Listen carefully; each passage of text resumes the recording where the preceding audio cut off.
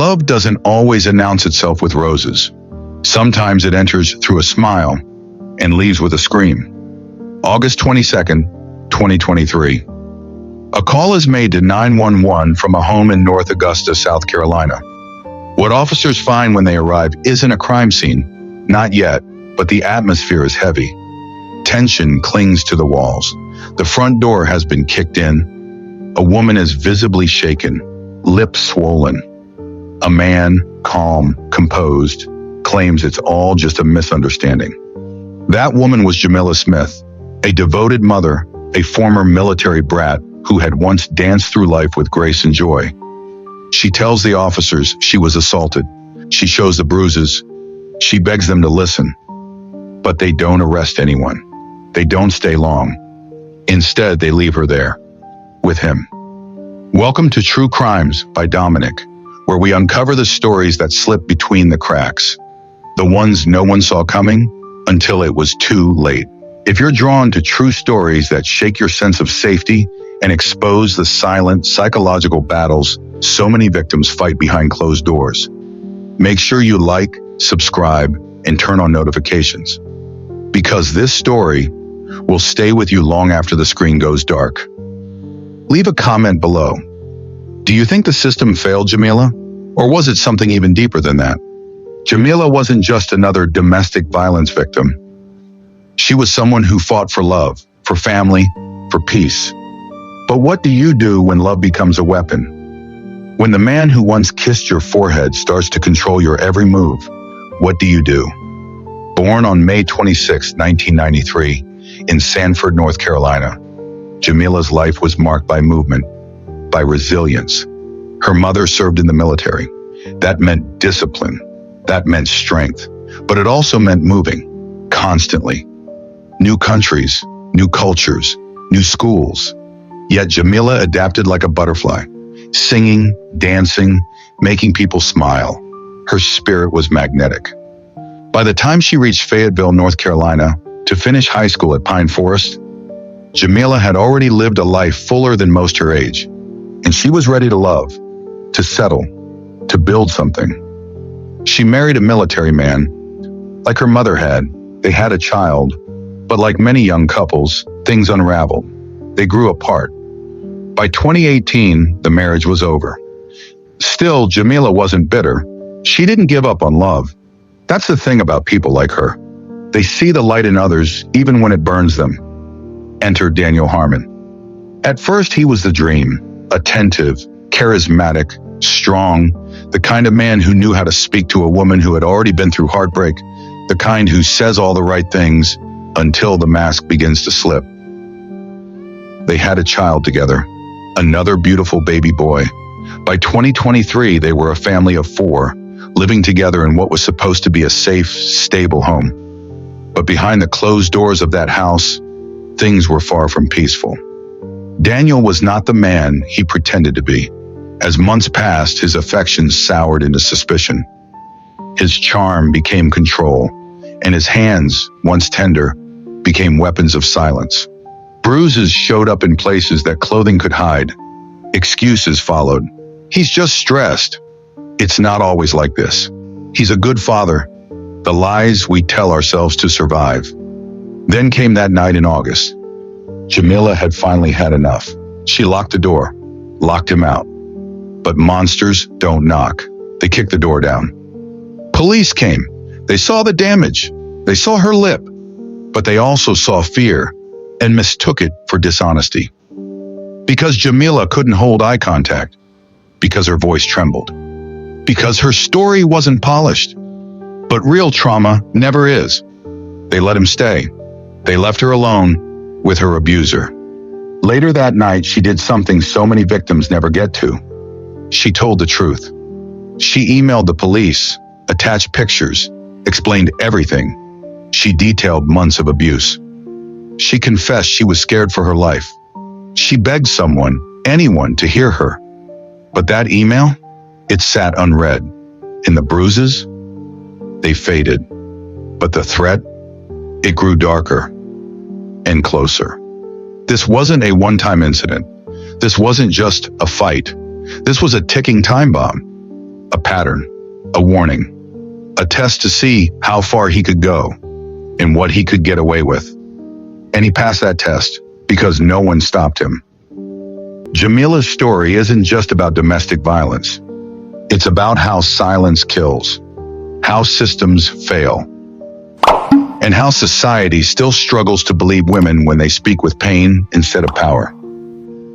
It was November 9th, 2023, a date that should have marked a new beginning for Jamila.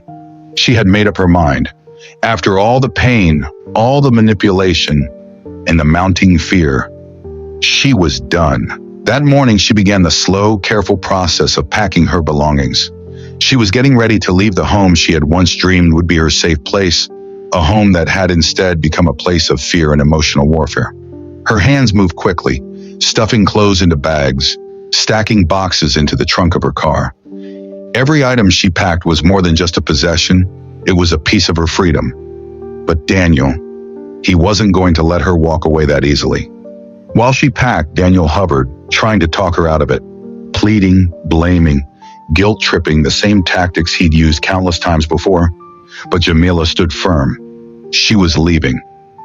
And then, everything changed. Somewhere in that boiling frustration, Daniel stormed into the kitchen. Moments later, he emerged holding a knife. What happened next is terrifying. Daniel injured himself, a self-inflicted wound. And then, in a manipulative twist that chills you to the bone, he turned to Jamila and said, "Look what you made me do." Again, the police were called. They arrived at the house they were becoming all too familiar with. When they questioned Daniel, he downplayed everything, claiming he hadn't meant to hurt himself at all, that he was just making breakfast and things escalated. He insisted it was nothing but a heated argument, just another fight. But we know, it was more than that. So much more.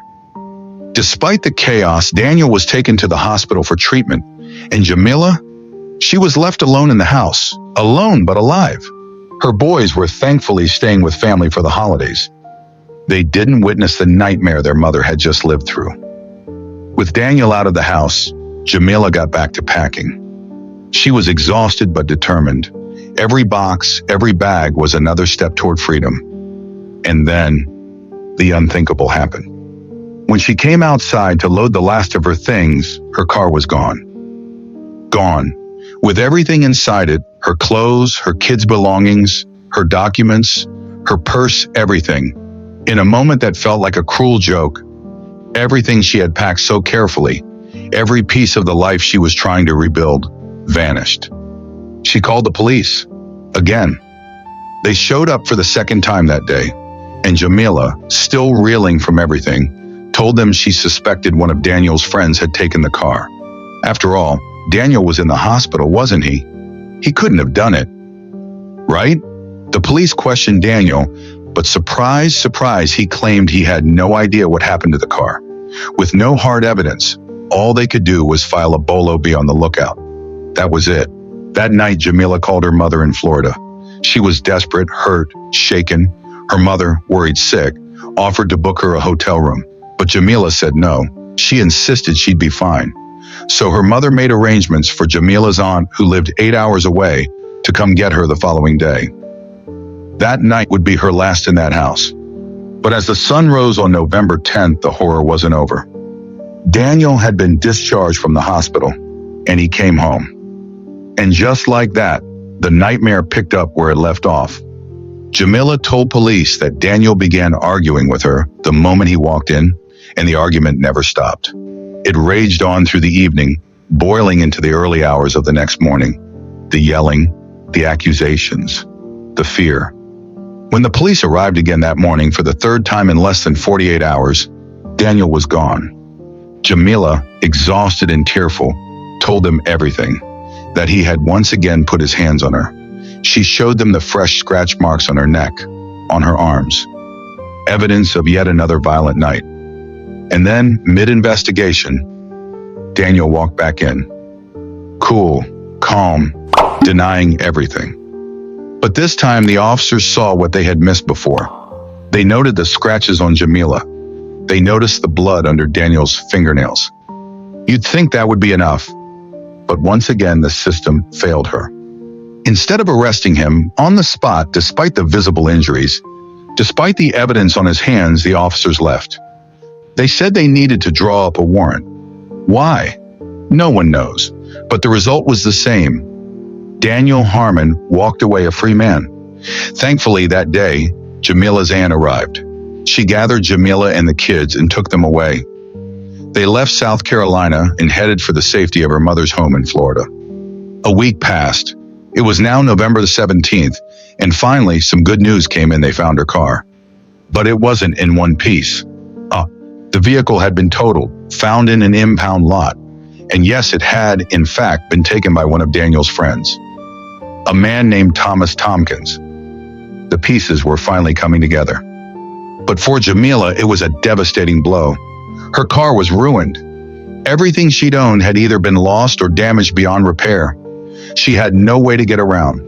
Her family, heartbroken and tired of watching her struggle, began pulling funds together to help her buy a new vehicle. But it would take time. So Jamila did something brave but dangerous. She went back to South Carolina to sort things out, to try and recover what little she could. The plan was simple: get her affairs in order, get a car, and return to Florida. But on December 2nd, her mother's phone rang. It was a FaceTime call from Daniel's phone. She picked up, and there was Jamila. Her face filled the screen, but the joy of seeing her daughter was instantly overshadowed by dread. She was back with Daniel.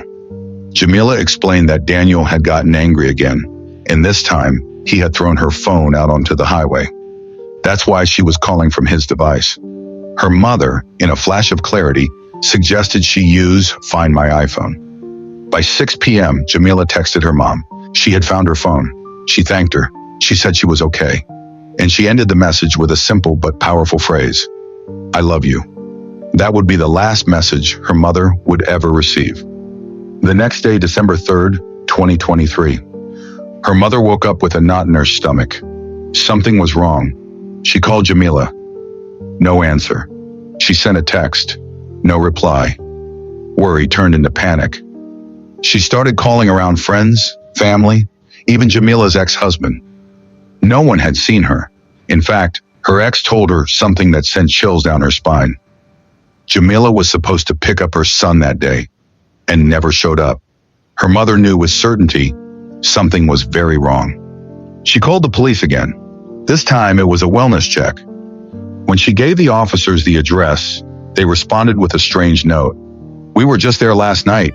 They said officers had gone out to that home, but no one had answered the door, so they left. Still, they agreed to go back. When they arrived, everything seemed quiet. They knocked, no answer. But then, something odd. A set of keys lying outside. Jamila's keys. Nearby, her cell phone tossed by the dumpster. The officers scanned the house.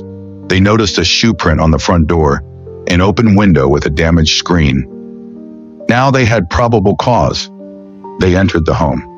But what they found was nothing. The house was empty. No Jamila, no Daniel, no answers. While Jamila's mother waited desperately for any word from the authorities, she didn't just sit by the phone. Her instincts as a mother kicked into overdrive. She started calling every hospital she could think of, hoping, praying that her daughter had been admitted somewhere, maybe under a different name. But hospital after hospital said the same thing. No one matching that name or description had checked in. The silence was maddening. Frustrated and panicking, she widened her search and began calling around. Friends, acquaintances, even Daniel's family members. That's when she managed to get in touch with Daniel's brother, hoping for any lead. What he told her chilled her to the bone. Daniel's brother revealed that on the night of December 2nd, he received a phone call from Daniel. But what haunted him wasn't just his brother's voice. It was what he heard in the background. Jamila. She was screaming. According to him, she was shouting that she had been hit by a car, her voice raw, terrified. Then the call ended abruptly. No explanation, no follow-up, just silence. Jamila's mother clung to this fragmented call like a lifeline, but still, it didn't bring her any closer to finding her daughter. Then, on December 4th, 2023, a breakthrough, or so it seemed. An official investigator was finally assigned to the case. One of their first moves was to alert the media. They sent out bulletins that both Jamila and Daniel were now missing, urging the public to keep an eye out for either of them. And this move paid off. A tip came in from an employee at a car rental company. She told police she had rented a black Dodge Charger to Daniel Harmon the day before. And there was more. The vehicle had GPS tracking. The car's signal was traced to a location in Georgia. Authorities rushed to the scene, but by the time they arrived, the car was gone. Still, they weren't giving up. The next day, they contacted the rental agency again for the updated GPS location.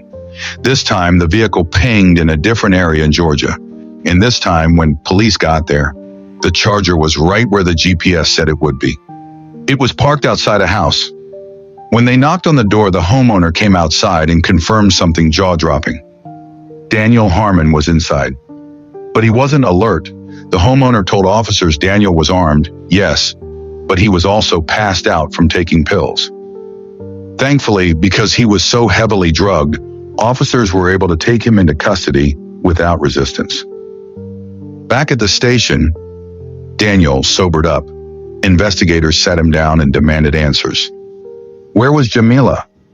Daniel's response: he claimed he had simply dropped her off at a friend's house and hadn't seen her since. That's it. That's all he said. No elaboration, no concern, just cold denial. Detectives weren't buying it, so they turned their attention to the black Dodge Charger. What they found inside left no room for doubt: a large quantity of blood and signs of a strong cleaning agent. Whatever had happened inside that car, someone had tried very hard to cover it up. I know. The blood and cleaning materials were quickly packaged as evidence and sent off for DNA testing, but that would take some time. Meanwhile, Daniel wasn't going anywhere.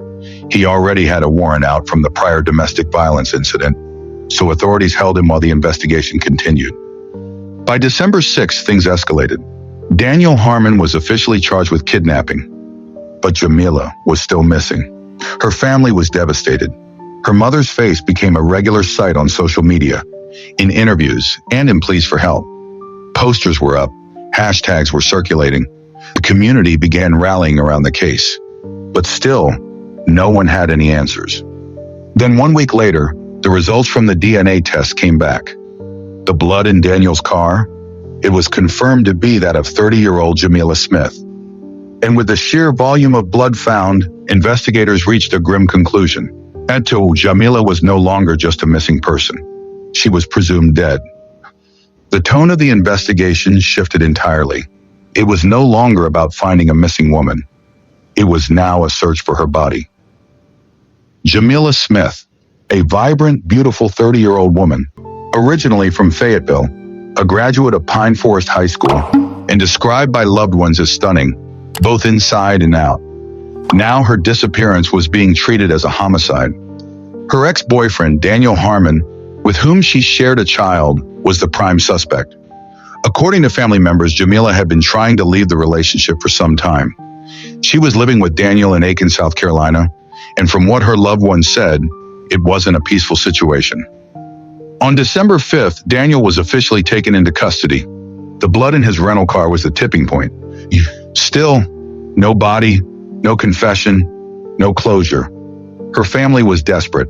In their words, it was like being trapped in limbo, frozen in place. The pain was paralyzing, and the waiting was unbearable. Then came a new development. On December 23, 2023, Daniel Harmon was formally indicted for murder. During the investigation, Daniel Harmon Smith was also charged with trafficking 16 grams of fentanyl and 19 grams of cocaine.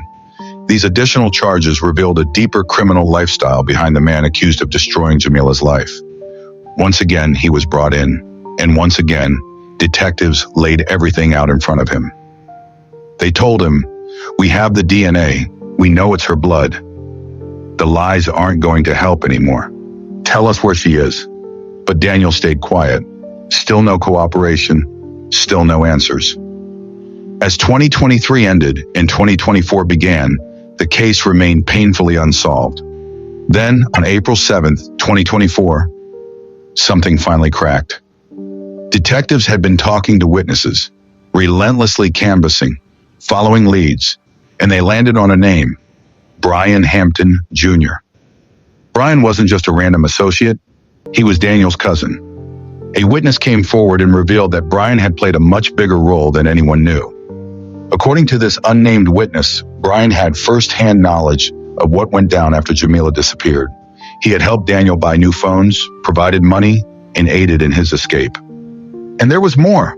The witness claimed Brian had helped Daniel dispose of Jamila's body. With that, authorities arrested Brian Hampton Jr. At his court appearance, Brian pleaded for bail. He claimed he had no idea what happened to Jamila and insisted he was innocent, but the judge wasn't convinced. Bail was denied, and the investigation pressed forward. Then, something else happened. Just weeks later, on May 2nd, 2024, another arrest was made: Clyde Henley. Another name, another alleged accomplice. Clyde was slapped with the same charge: accessory after the fact. According to the warrant, he too had helped Daniel get new phones. He too had helped dispose of Jamila's body. When questioned, Clyde denied everything, just like Brian, but authorities had something solid this time. They had searched Clyde's car, and what they found was horrifying: evidence that Jamila's body had once been inside that vehicle. There was no walking away from that. The noose was tightening. One by one, those who helped Daniel cover his tracks were being exposed. But Jamila's body was still missing. And just when it seemed like all hope was slipping away, when Jamila's name was becoming more of a haunting memory than an active search, May 10th, 2024 brought a heartbreaking turn. It was a Friday afternoon, sometime between 3 o'clock and 5 p.m., when authorities were dispatched to a wooded area along the 2100 block of Silver Bluff Road in Aiken County. That location, it wasn't new to investigators. In fact, they'd searched that area before, probably combed it over with drones, dogs, boots on the ground.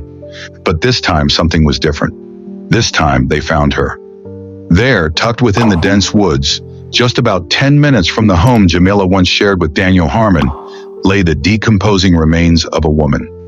It didn't take long for the gut-wrenching confirmation those remains belonged to 30-year-old Jamila Smith. The search was over, and reality, it finally hit like a freight train. The update quickly made headlines, interrupting regular broadcasts and flooding local news channels. Missing mother Jamila Smith has been found, one anchor announced solemnly, eyes heavy with the weight of the story. Since December 2nd, she had vanished without a trace. Until now. Authorities didn't release much at first. After all, this was still an active case. But the details they did share only deepened the sorrow.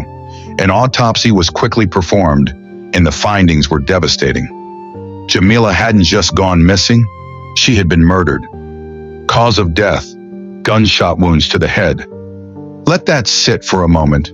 She wasn't lost, she wasn't hiding. She had been silenced in the most brutal way imaginable. And if your heart wasn't already broken for her family, this sealed it. Her 2 young boys, now motherless, her loved ones, still reeling from months of confusion, now faced with the brutal finality of death. Investigators haven't come forward with a clear motive yet, but for those of us following this case closely, the picture is beginning to take shape. Jamila had been trying to leave Daniel. She was trying to break free of a toxic relationship, and as with far too many domestic violence cases, the most dangerous moment for a woman is when she tries to leave. It doesn't take a criminal profiler to see the tragedy that played out here. The missed signs, the ignored pleas. Jamila had reached out to authorities before. She had filed complaints, sent emails. She asked for help, and no one came. So yes, Daniel Harmon pulled the trigger. At least that's what the evidence increasingly suggests. But accountability? It doesn't stop with him. The system failed her too, and it failed her children. What happened to Jamila Smith should never have happened. Right now, the investigation is still ongoing.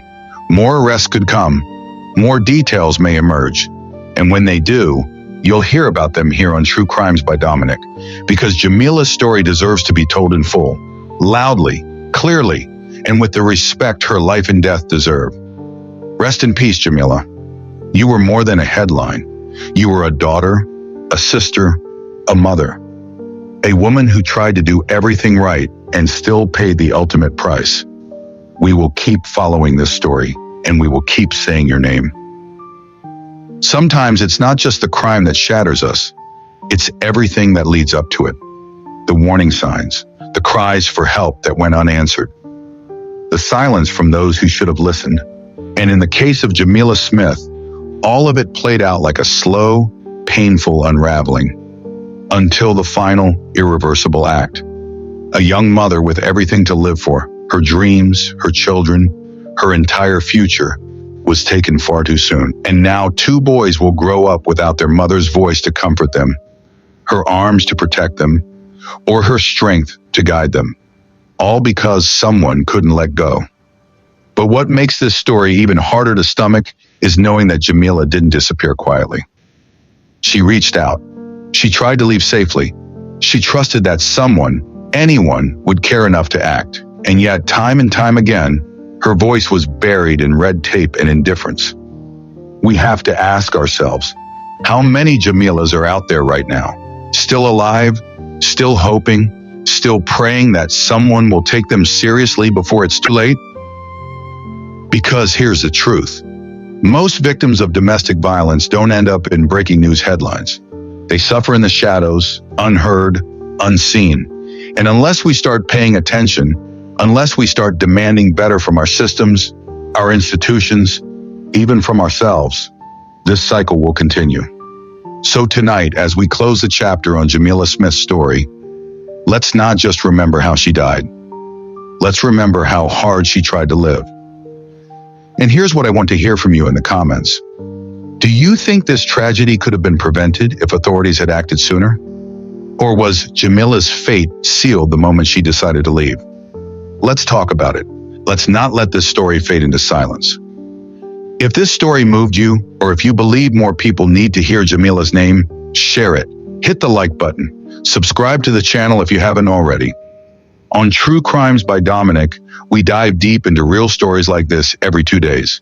The ones that shock you, haunt you, and remind you just how fragile justice can be. And if you want to be the first to know when a new case drops, make sure you turn on that notification bell.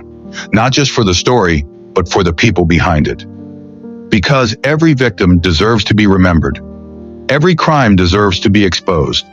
And every voice, no matter how faint, deserves to be heard.